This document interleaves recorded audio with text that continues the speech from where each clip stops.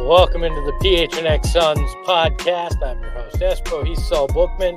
And I don't know what the hell we just watched. 211, 186, Eastern Conference win.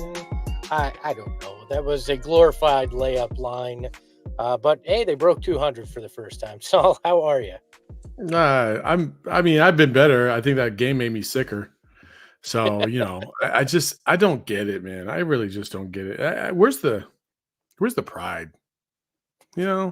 Just a little bit, just a sliver. I thought at least in the fourth quarter they would show a little bit of, something, but no, it was just, I could watch that shit, at the park. I don't need to watch that here.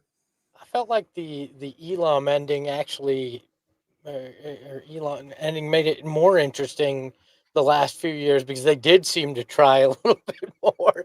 Tonight, there was no switch. They never flipped a switch. You thought, oh, the West got it to 12 points. Maybe. Nope. No.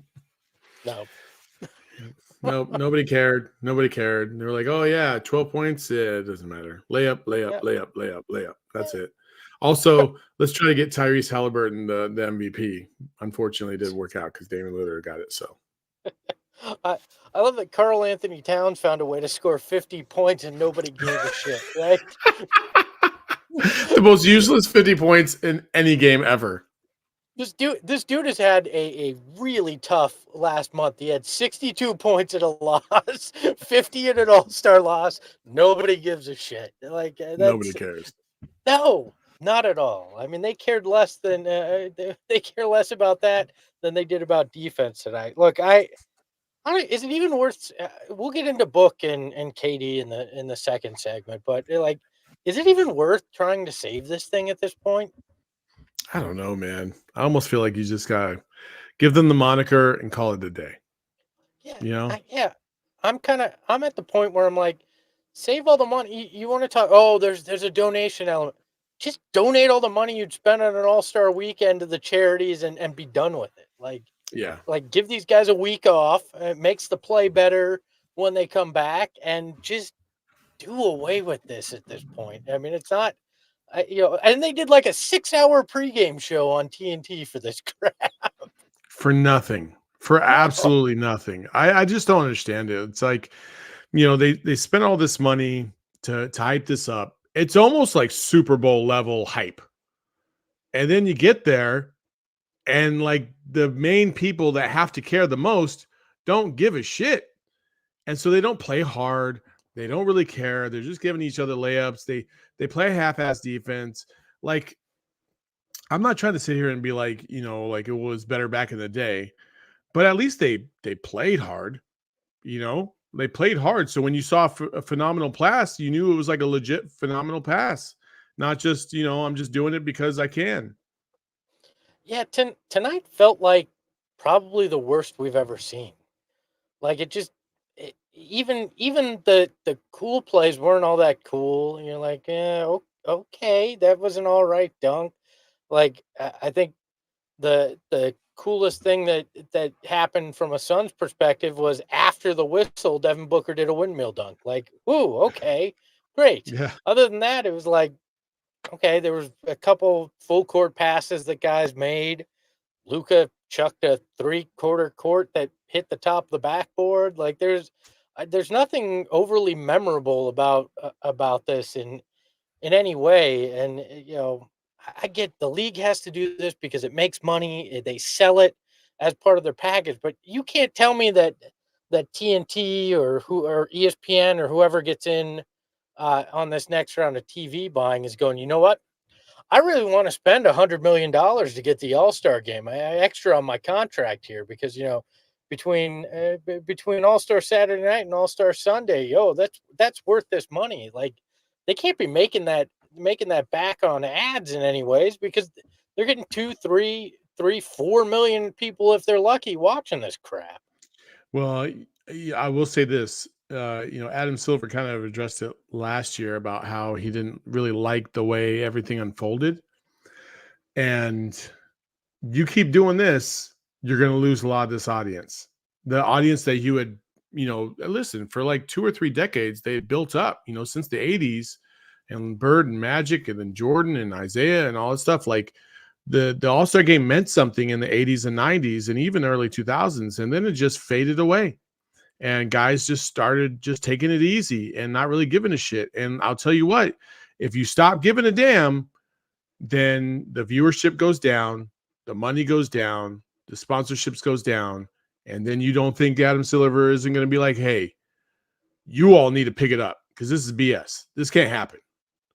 So you gotta at least care a little bit. I'm not saying you gotta go, balls to the wall for 48 minutes by any stretch of the imagination, but at least, give a little bit of resistance. 200 points in an All-Star game is ridiculous. Come on now. I mean, shit, 211 is where the East netted out here. And I mean, yeah, there was not once did they try to stop anything coming down the lane. There wasn't, hey, I'm going to man this guy up. Like there was none of that. I'm at the point where if I got to watch bad basketball, I'd rather watch the last team in the NBA play the first team in the G League at the All-Star break. Let those two teams battle it out for bragging rights. Like you can't tell me that G League team wouldn't be playing its ass off, and then the Detroit Pistons of the world wouldn't be playing hard so they didn't get embarrassed by a bunch of G League guys. So I mean, at least that'd be something.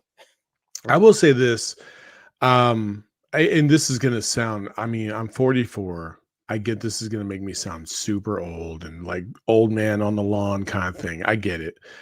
But you look at the NFL Pro Bowl that they took away, basically made it flag football and all this random other BS that nobody really cares about. You take the NBA All-Star game, which nobody really cares about. And it's like, how can you not sit there and be like, well, it's this generation just doesn't give a shit. They don't care about the All-Star game. They don't care about this stuff. They're worried about more about their own brand and getting hurt than they are like the legacy of the game. You can't tell me otherwise, because when you're watching this for the last decade, it's been awful basketball for the last decade. It's just been a layup line, and the Elam ending, as you pointed out, it provided a little bit of, spice to it. But even then it was like, they had that whole thing where each quarter was going to mean money to a charity. Yeah. And even then the guys didn't give a damn. Well, yeah, it's the old Jordan fuck them kids rule. That's what they felt like they were going with, right? Yeah. They're like, hey, we're going to emulate the greatest of all time. We don't care. I wonder if it is. Again, I don't think you're that far off. I do wonder if it's a generational thing, because we've heard the same thing in baseball. I mean, the 70s and 80s, those All-Star games meant something. Pete Rose trucking a guy at home plate, to score a run. Nobody does that these days. Well, maybe you're right. Maybe they just don't give a shit, because there really is nothing to it. The pride, the bragging rights between conferences just don't mean crap, and maybe that's the whole thing to it.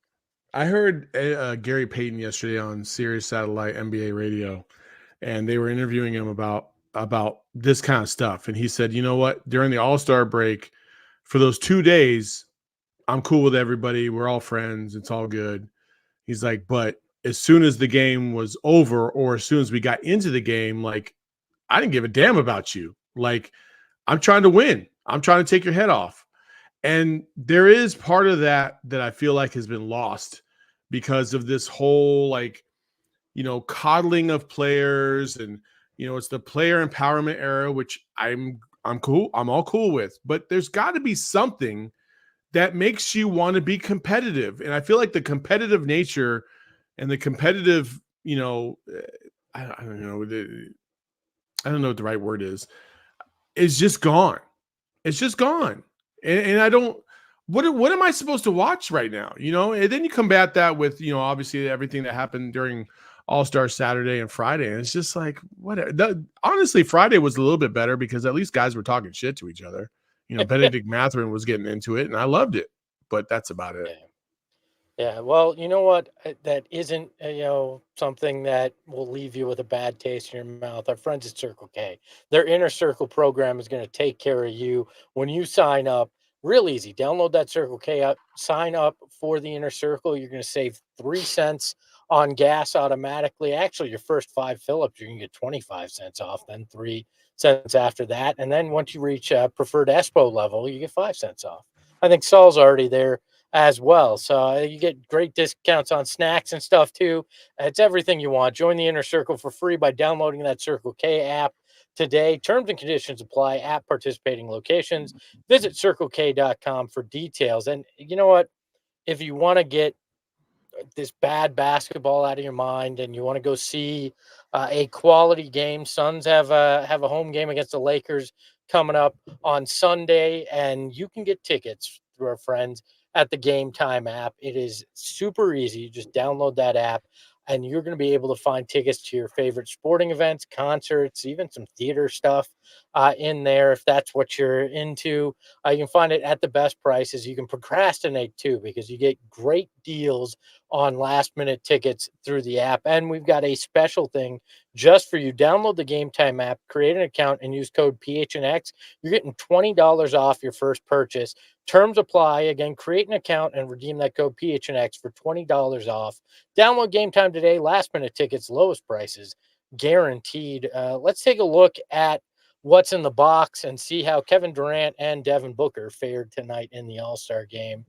Yeah, I mean they were all right. KD played pretty well in that first half, rounded out with 18 points, 5 rebounds, 5 assists, shot 7 of 12. Devin Booker with 15 points, 7 assists, 4 rebounds, was 7 of 14. Struggled from behind the arc, but actually had a couple dunks in this game. I mean, like a lot of this game, they were all right at times. So but by the numbers brought to you by our friends at Desert Financial Credit Union. Make sure to check them out. You can get $200 when you sign up for an account online.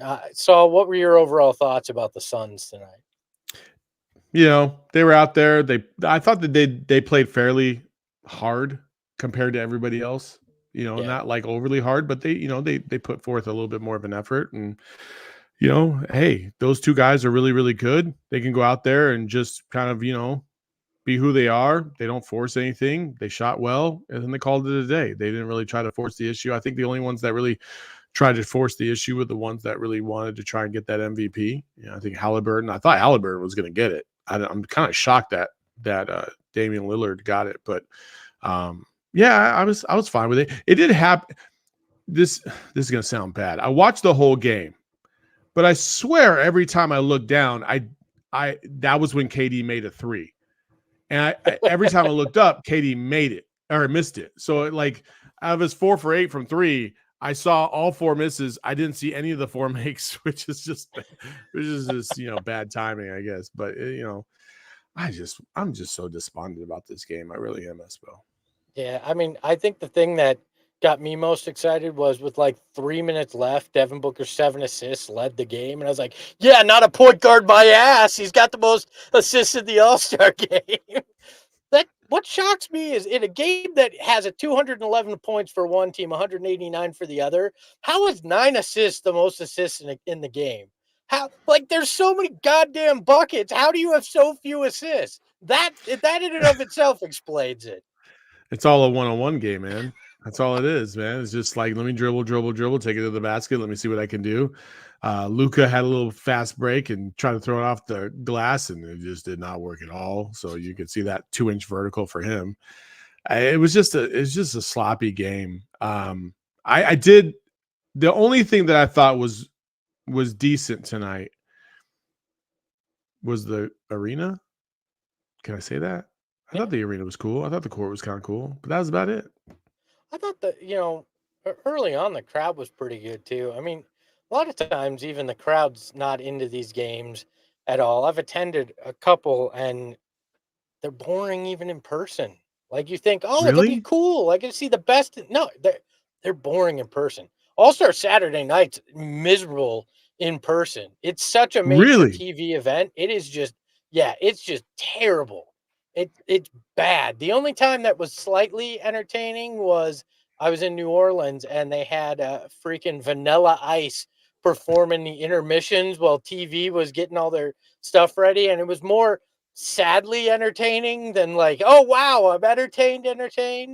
But yeah, I it's not that interesting. The only one that was kind of interesting was Kobe's final All-Star game that I gotta attend just because there was a buzz about that. But other than that, yeah, they were boring in person too. That's disappointing to hear, man. Could you imagine spending that kind of money for the All-Star game in Indianapolis? You know, it's never I mean, the last time it was in Indianapolis was like 30 years ago. Yeah. And you show up and that's what you see, that's what you get. Like, it's cool that all the stars are there, but you don't get to meet them in person. So my ticket price doesn't really justify what I just saw on the court. It's trash. No, now you can say, "Oh, guess what? I saw LeBron play," or "I saw," years from now, you can just say, "I saw this great play in an Yeah. All-Star game." It's more of a you hope nobody remembers what that game was, and it's just a cool bragging right that you saw him. By the Yeah. way, BC in the chat says 1985 was the last time that it was there, Wow. which means I was 2 the I was last time 6. I the was game was 6. there. Uh, yeah. So I'm glad Devin and Kevin get to add it to their resume, but there was nothing that I think I will remember from either of these guys being in the game outside of Book wearing a hat backwards when he was introduced. I badly want to know what was on the front of that hat. If it was like a Devin Booker, new Book hat out there or something, but never saw what was on the front of it. So if it was I for mean, marketing purposes, that was a fail. what a terrible weekend if you're well for some Suns fans, Yeah. right? You got to see like a terrible All-Star game. All-Star Saturday night was meh. And if you weren't one of the lucky ones to get the book ones, then it was just like an overall just like depressing weekend. Yeah. We'll get into the book ones at the end of the show because I want to show one thing, and I think we both have a little stress we want to let out in terms of those shoes. But one thing you don't have to let stress out about is our friends over at Desert Financial Credit Union. If you are in the market for a pair of book ones, I got a way that you can get them once they're available again. And it's simple. You sign up for a account with Desert Financial Credit Union online at desertfinancial.com/200. You're going to get $200 just for signing up. It's just that simple. And you're going to be able to then take that $200 and get yourself a pair of book ones. I don't know if it's on StockX or you got to go beg for a pair somewhere because I don't know where you're going to find them. But with $200, you should be able to afford them. And you can get that when you open a free checking account online. Get that $200 in bonuses. Get started by visiting desertfinancial.com/200. And then if 200 isn't enough because they've jacked up the prices so much on StockX, and now you're like, hey, I need $1,000 before I can get this, and I'm not willing to sell a bunch of shit in my house, then maybe I can take that 200 that I just got opening my checking account, and I can go to BetMGM, and I can Ooh, I can take that, and I can put $5 down, right? At $5 to start. this is not sage financial advice, people. No, this is desperate financial advice because I want book ones, right? If you're desperate for book ones, I'm trying to help you out here. So you go to our friends at BetMGM Sportsbook and you're going to download the app. Use the promo code PHNX. You're going to put $5 in that account. Make a wager on any standard odds price that you're going to want in terms of bets. Whether you win or lose, you're getting $150 in bonus bets. That it's just that simple. So now you've taken 5 of that 200, you're getting 150 in bonus bets, and then maybe you can get to that $1,000 that you're going to need for those book ones. So sign up for BetMGM using that bonus code PHNX. Place your first BetMGM Sportsbook wager through the BetMGM Sportsbook mobile app for at least $5. You're going to receive that $150 instantly, regardless of your outcome. Check out the show notes for full details, and now listen to Shane or Damon or whoever talk about the disclaimer.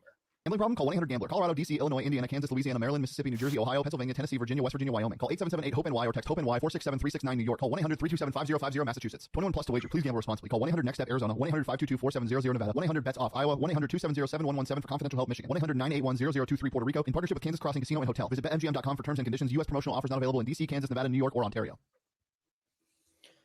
Get stuffed, Ontario. Yeah. Yeah. So Frank wants to know if I'm selling book ones out of the trunk of my car again.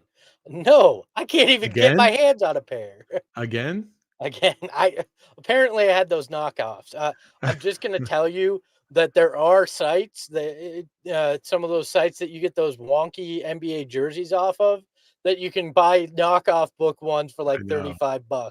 I saw that. I'm guessing they don't look anything like the actual book ones when you get them, but you could spend $35 on them and pretend you have a pair of book ones or buy them out of Hunter, my trunk of my car. Hunter just asked, why does Charles hate KD, Saul? I don't know. I really don't know. There's probably a little bit of envy there. There's probably a little bit of he's not a believer in Kevin Durant in terms of a leader.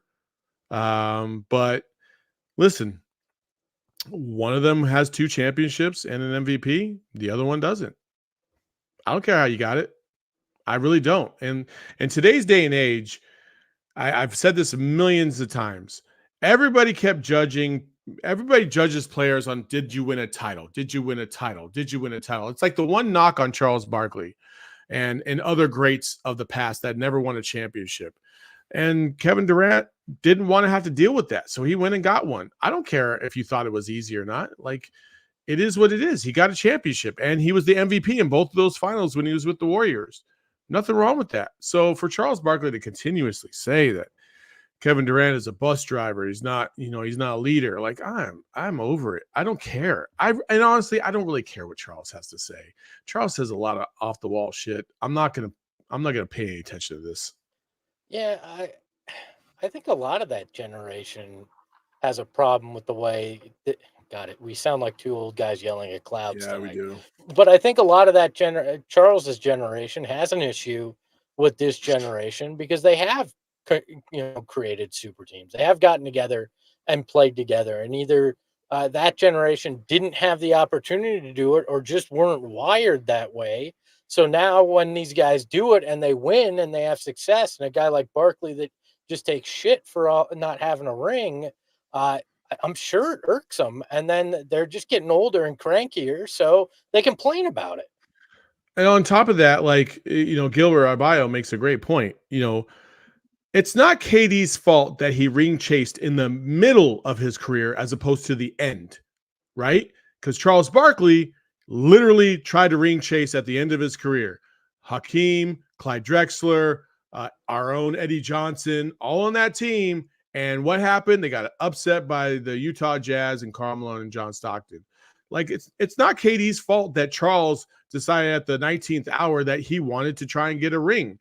Like, I know he wanted a ring the whole time, but it's just how it all worked out. And the player empowerment era wasn't in full force back then, obviously. And Kevin Durant found himself in the right place at the right time, took advantage of it, and got himself a couple rings. There's nothing wrong with that. Well, let me, when you were saying that, it made me think. I'd actually argue that Barkley did it when he came here. He looked at Philly and he was like, hey, I don't got any horses here. He looked at Phoenix and he went, that team just went to the Western Conference Finals. They got KJ, they got Marley, they got a bench that I could build on, a brand new arena. Why don't I go there and maybe I can win one. I can join up with these guys. It's not to the super team level, but maybe that irks him too, is that he tried to do it in the middle of his career and didn't get over that hump. I will say the biggest difference is that he got traded and nobody really had to trade for him or trade him away in Philadelphia. And obviously the Suns traded like Tim Perry and Andrew Lang and Jeff Hornacek. And I forgot who the fourth one was. Do you remember who the fourth one was? I do not off the top of my head, which is all for Charles Barkley. And so he wasn't a free agent, but I guarantee you if he was a free agent and he was ready to go anywhere, you don't think he would have maybe not gone up the highway to Boston and teamed up with Larry Bird or gone to Chicago to team up with Michael? Come on now. Yeah. I mean, that's fair as well. So did you watch any of the alt cast with Barkley and Draymond Green? No, I did not, but I heard it was absolutely just something else. I saw your tweets. Off the wall. Yeah, I watched that, and it was I think TNT got what they wanted, but I'm not sure it's what they should have wanted, is kind of the feeling. They kind of talked crap to each other. Barkley threw shade at, as we mentioned, KD, said the city of San Francisco's full of a bunch of homeless people that are going to rob you. Like it went off the rails in spectacular fashion. And I know everybody wants honest and uncensored, but then that it was a weird combination, especially given what we've all talked about when it comes to Draymond. I give him credit for experimenting, but man, that was it was unique. I'll say that for all of that. You know, those two guys, they know what they're doing. TNT knows what they're doing. They're trying to team them up so they say some crazy off the wall stuff. You know, I am continuously shocked at how many opportunities Draymond Green gets. Like how demonstrative he is on the court, how egregious he is with his penalties and being suspended and having to go to counseling and all this other stuff. I am continuously shocked that the NBA and TNT gives him more shots over and over and over again. I'm so over Draymond Green and his antics.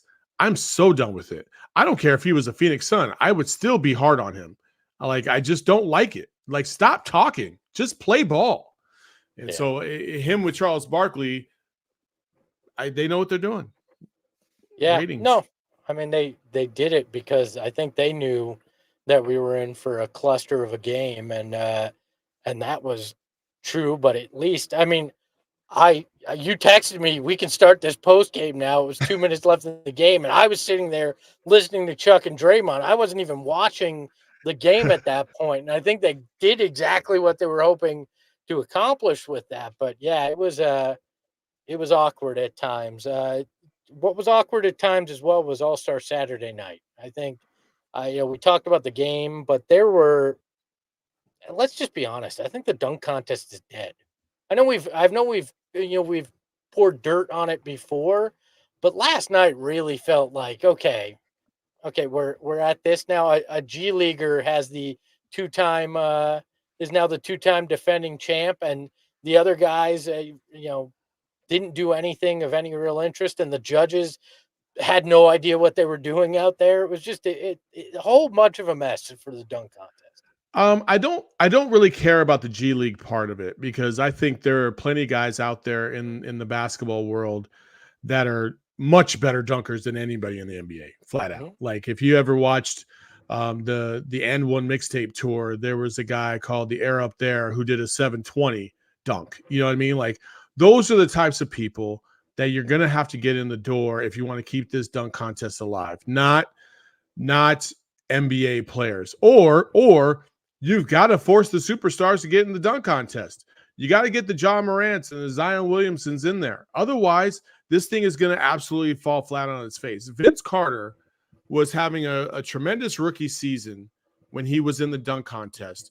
And damn, after that dunk contest and how he just lit it up, he went on another run after that dunk contest. He had like 4 or 5 games, including one against our Suns, 50, 55 points, 52 points. Like he was going crazy, led his team all the way to the semifinals in the Eastern Conference where they lost to Allen Iverson. And I want to see guys care a little bit more. I think that's the overall theme of this, I suppose.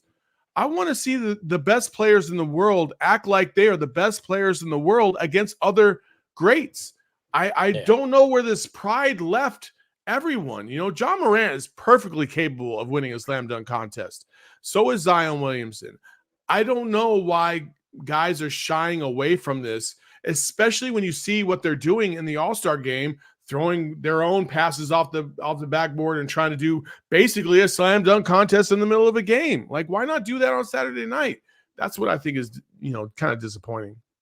I wish they could turn it into some kind of battle of the shoe brands or something that gives them like where it's Team Nike, Team Puma, Team Adidas, and you bring those stars from each of those and they go head to head, and there's some kind of the shoe company puts up the winner gets $5 million or something, anything to get these stars in there, right? I mean, I think I got to attend the last great dunk contest. It was the final Aaron Gordon, Zach LaVine showdown, which, I mean, they were doing unique things. They were doing dunks that you hadn't seen before. Yep. I mean, the judges screwed that up too. But at least Yeah. there were some things we hadn't seen before. Last night just felt like rinse and repeat, and the last few have, and maybe that's part of it. I like the idea of letting the amateurs get in there. Maybe if we're not going to take this serious with the players, give me some of the best dunkers in the world against maybe one or two NBA guys, and let's see how it nets out. But like, I don't want to see any of that shit. Give me a mascot dunk contest at this point. I might find that more interesting. Bring out the trampolines, jump through a ring of fire. I don't care. Anything that ups the stakes or at least makes it entertaining in some freaking way. The best dunk of the night was Mac McClung's first dunk of the night. And when they gave him a 48.4, I was like, yeah, this thing is all just washed. It's over. Like, this is terrible. Like, you got Old Man River over here. Pardon my, I don't know who, I forgot his name, from the Pacers from way back. Yeah, in 1976. He gives them a 46. Like, bro, do your bifocals work? Like, how do you miss that? That was clearly the best dunk of the night. Like, it wasn't even close. And they gave him a 48.4. That's when I knew, like, yeah, this is going to be trash. This whole thing is going to be terrible. Yeah, I mean, I think the skills competition is on life support. You've now gone from, remember when it was like the best point guards showing off passing skills and shit, and now it's just like, let's throw anybody out there that's willing to sign up. So I could do away with that. 3-point contest was all right. I mean, it was okay this year. I did like the Steph versus Sabrina thing. I really did like that. I thought, man, when Sabrina started, I was like, oh shit, 9 out of 10. I was like, man, she's about to cook Steph. What's going on here? And then, then they did say, I'll give credit. Kenny and Reggie said a lot of wild shit, especially Kenny. But the one thing that they did get right was they were wondering if she was going to be able to have the stamina on the back half of her shooting compared to Steph, because Steph is in season and Sabrina isn't. And sure enough, that's where she faltered, and that's where Steph gained a lot of momentum. So I thought that was really fun. And listen, man, I love women's basketball. I think men or a woman or a man, it doesn't matter. If you could shoot, you could shoot. That's all that mattered in this. That's all that mattered in this. And this was an opportunity to display that in front of a bigger audience than normal for the WNBA. And I thought that was a highly successful. I would like to see a little bit of a twist next year, maybe add a few more people to it or whatever. But I want to see the best of the best go against each other, no matter if they're a woman or a man. Yeah, Kid Low in the chat says Caitlin and Sabrina versus Dame and Steph next year if Caitlin leaves. I'd watch that. Like, oh, I love that. We'll see. I mean, could you imagine if both Caitlin and Sabrina knocked off Dame and Steph, and it was them in the finals versus each other instead of one of Dame and Steph getting there or something? I mean, that at least is intriguing. And like you said, shooting. Like, I just want to watch great competition there. So that'd be fun. There's been some calls in the chat, and I kind of agree with this: 1-on-1 or a 2-on-2 tournament instead of maybe that's an All-Star Saturday, or you do that in lieu of the game, so you get a little. You can't tell me guys wouldn't get up for 1-on-1, right? Like a 1-on-1 tournament, they're not gonna want to get embarrassed by the guy in front of them, right? I don't think so, but listen, I wish Flex was here right now, because he would probably back me up on this. When I was growing up, I had this kid. His name was Omar from Brooklyn, New York, and he just happened to move all the way to Cordes Junction, Arizona. Don't ask me why. And he used to tell me all the time, there are guys in New York that are equally, if not better than Michael Jordan. And I was just like, get the fuck out of my face. There's just no way. There's zero way. Talent-wise or physically, yes, maybe, but you have to have it mentally. You have to be able to do it on a variety of different levels. I would actually like to see maybe you get 2 or 3 guys from some of the best playgrounds in the world to come in and play these NBA stars to show them what's what. There's a little bit of bravado on the line. There's a little bit of competition. That might, mix it up a little bit, but I don't think the NBA will do it because, listen, these guys don't have anything to lose. They're they're in an arena playing against multi-million-dollar athletes. There's much more to lose for the NBA guys than the street guys. So that'll never happen. But, a twist like that is, really what I would like to see. You need to have some curveball because this is just not working. How about the NBA All-Stars versus the EuroLeague champs? Ooh. I mean, that at least is intrigue. It's a true international versus the American version, the league. Maybe that's something that at least for a couple of years build some intrigue. I like that. Or do like what the Rising Stars game did, right? You have 4 different sets of teams, and one of them could be the EuroLeague All-Stars, and you play, and then it's a tournament until you get to the championship. I like that. Yeah, that's the way the NHL has been doing it too. Maybe that is something. I mean, they've tried a lot of gimmicky things. We'll see. Groundhog Mama 2 says media versus players. Stephen A couldn't even practice for the celebrity game without pulling a groin. So I would snap my Achilles in 2 seconds. Let's get to Leo's super chat here. $4.99 super chat. Leo says the only thing that wasn't exciting today was Saul's return. We missed you, man. Yeah, I agree. It's been a while, man. It's been a while. You're a little worse for wear today, but I'm glad you're here. I'm a little beat up. No, it's good to be back, man. I missed everybody, and last night I was on the Wildcat show, and somebody popped in and said, somebody said that I have more passion for the Wildcats than I did for the Suns, and that's why Flex is better than I am on the show. And I just was sitting there, I was just like, there's 4 of us on this show. It's just me and Anthony Gimino. And also, come on now, if we were playing like the Lakers and the Lakers were as competitive or as good as we were, I'd be just as hyped up. But, when you play ASU, you're going to be hyped up no matter what, because you just want to beat the crap out of them. And we did last night. So, of course, I'm going to be a little bit hyped up. So I say this with all the love in the world for Anthony. Of course, you looked hyped up next to Anthony. It's true. I love you, AG, but it's true. He's a little something. Would you like Gerald and Flex and I to drop the energy level a little bit? Yeah, you know what you don't have to drop the energy level for? My ad transitions are just like the NBA All-Star game tonight. Cheeks. 4 Peaks is who you don't have to drop that energy level for. If you are in the mood for a great beer like a hazy IPA or a Kilt Lifter, or I got a Wow somewhere around here. These are 3-year-old beers, by the way. They've just been sitting in here. But if you want some of the best beer in the Valley from Arizona's best local brewery, you're going to go over to 4 Peaks.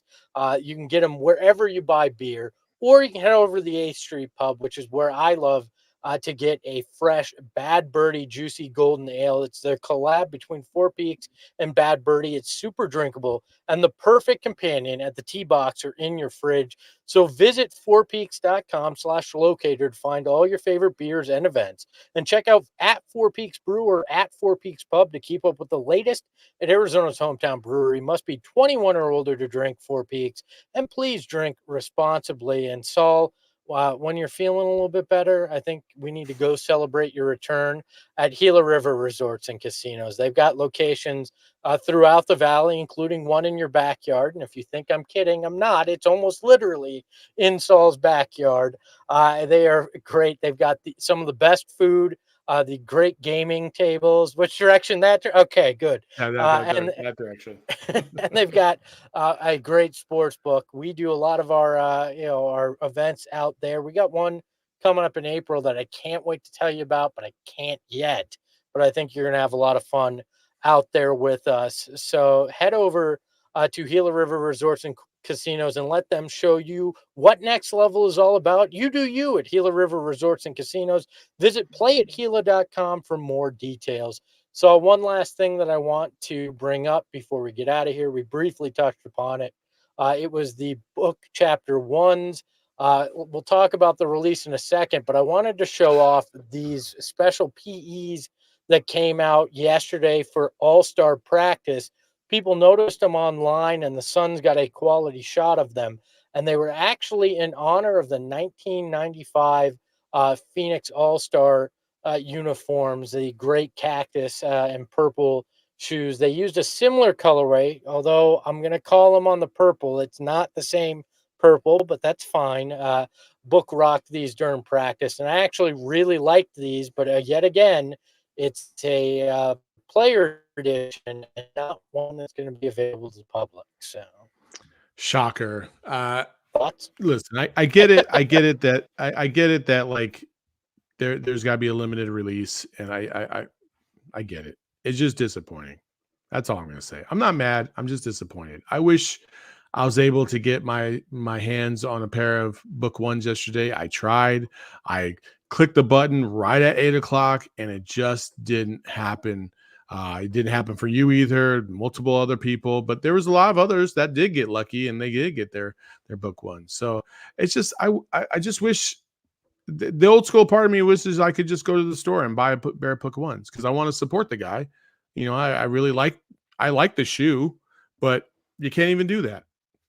I Boo. imagine at some point they'll be at a Foot Locker or a Champs or some retailer, right? I mean, it just I seems hope like so. bad business to just. I get you want to create a buzz and supply and demand and yada yada, but if nobody, only a small handful of people in the man's city that he plays in can get their hands on it, that just seems like bad business. Yeah. I mean, that's the way they're trying to do it, I guess. I don't I'm like hoping it. I'm hoping Book has something up his sleeve when he comes back in town because we saw him do it in Miami. He had his thing. Then he's autographing pairs and hiding them around Indianapolis. Like, Which I I thought need was something cool. in Phoenix. I did too. I thought it was cool. I just would have liked it in Phoenix. Yeah. And my only question was, did you really find a Suns fan in Indianapolis to find that box? Come on. No. Come on. He just No. happened to be right there. He just happened to find that box. Come No. on. No. Come on. He signed a pair of the orange ones too, and I was like, okay, now I'm really jealous because there's only 500 of those, and it was just placed down the street so somebody could find it. Like Yeah. again, I highly doubt it was really just placed on the street. But Somebody said they brought up the whole media versus players thing. I just for a little reference, a couple years ago, the Mercury used to invite media teams to come down and play in like a 3-on-3 tournament or something like that, right? I've never been invited.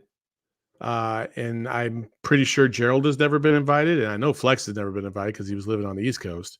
I'm just saying, if they ever brought that back, we would mollywop the shit out of every single media team out there. There's nobody that would even come close. I just want to put that out in the verse, just in case the Mercury want to come back to the table and say, hey, we're going to do this whole media thing again. Just everybody out there. I don't care what organization you're with, what media company you're with, prepare to take your L. Because that's happening. I just wish I got the opportunity to do it. I may have shot in one of those media 3-point contests. I didn't shoot well, but I may have shot in it. So there's that. Ooh, Nate wants to know who'd win, PHNX or DNVR. I think we need to find out at Summer League. Well, we tried to do that 2 years ago, and then Adam Mares just absolutely just bailed and changed the whole script. I will say this too. I'm not trying to toot my own horn, not Flex, Espo. I'm not trying to toot my own horn. But I did. So Corey Williams down in Tucson Summer Pro League. They had a 3-point shootout, and they only had like 5 guys step up to want to do it. So I said, fuck it, I'm going to do it. And I got in there, and there's 5 racks. Through 3 racks, I was 10 out of 15. And then fatigue and muscle, stamina got into the way, and everything started coming up short. Those legs just jump. I would kill in a 3-on-3 tournament or a 3-point tournament. And to this day, I will say, Flex has no shot. Flex, if you're seeing me right now, you have no shot at beating me in the 3-point contest. And Gerald for sure doesn't have a shot. I am the king 3-point shooter at PHNX. I'm not feeling so great right now, but I'm confident enough to know that I would beat every single person at PHNX in a 3-point contest. Nah, dude. I'm sorry. Eric Ruby. First of all, you gotta play varsity at high school to even come into this conversation and talk. Okay, first of all, that's first. Number 2, nah, bro. I'm happy that you have the confidence, but it ain't happening, dog. We'll see. Let's get the cameras out. We'll see. I'm going to tell you this. Nobody's taking a charge like I'm taking a charge in this game, all right? You It's a bring it. 3-point shootout, dude. I was the best charge taker in the world, all right? Pain be damned. By the way, is that a Saul Bookman, Marcos Deniza jersey behind you there? No, I actually got that at a carnival. Okay. Like Well, I'm just going to say it's a Marcos Deniza Bookman jersey. It's red and blue, so I put it in U of A colors because I can't see it for me. I'm going to lead in like the old. What color? All right. Well, I think that's a loot right there. Right there. Somebody thought it was Bill Clinton, so I knew that was loot. But somebody thought it was Bill Clinton. So. No, not Bill Clinton. Also, before we do wrap up, I do want to say I'll be hosting the All NBA show tomorrow with Tim Legler. So for all of you that want to tune in at 11 o'clock, I'd really appreciate it. Was EJ a teammate of Tim Legler's when Legler was here? Ooh, I don't know. You might have to look that up. I think he was. So he might have been, yeah. You might be able to get some good EJ dirt, or EJ may be able to give you some good dirt on legs. So that'd be great. Look it up. Check him out, 11 a.m. Arizona time on the All NBA podcast tomorrow. Tim Legler and our very own Saul Bookman. We'll be back tomorrow at 3 p.m. for another PHNX Suns show. Lindsay will be back in the host seat because, God, nobody wants me in it. You did a good job, man. Oh, thanks. So we'll have the afternoon off because, when you got to carry Tim Legler up and down the court, you need an afternoon. Well, I'm just hoping that we got our Wi-Fi situation sorted out, and because Flex called me earlier today and he was like, "Bro, I've been thinking about this all day. I think we might have a problem." And I was like, "No." So we have to go back tomorrow and find out. I guess we'll find out early tomorrow morning. I'll join you both there, and we can share a beer if it's not done. So he is Saul Bookman. Follow him at Saul_Bookman. You can follow the show at PHNX_Suns. You can follow me at Espo. And remember, what? Wait, did you just say you can follow Saul at PHNX_Suns? No, I said you can follow Saul at Saul_Bookman, and then you can follow the show at PHNX_Suns. You can follow me at underscore. Just an underscore. So you can follow me at Espo, no underscore there. And remember, just because the All-Star game sucked doesn't mean you do. Ahoy, hoy. We all silly like the mayor.